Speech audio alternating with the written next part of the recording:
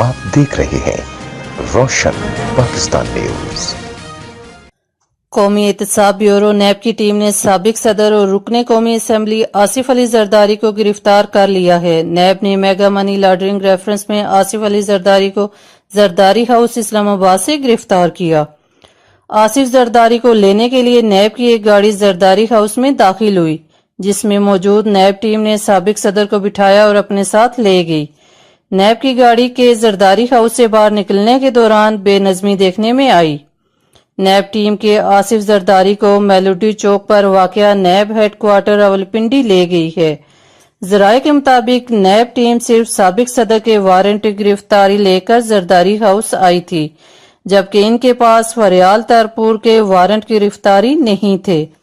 گرفتاری کے بعد روانگی سے قبل آصف علی زرداری نے اپنے صاحبزادے بلاول بھٹو زرداری اور آصفہ بھٹو زرداری کو گلے لگایا اور پیار کیا۔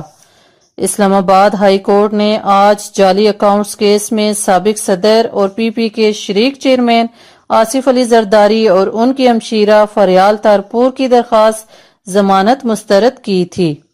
شازیہ کیانی، روشن پاکستان نیوز، اسلام آباد۔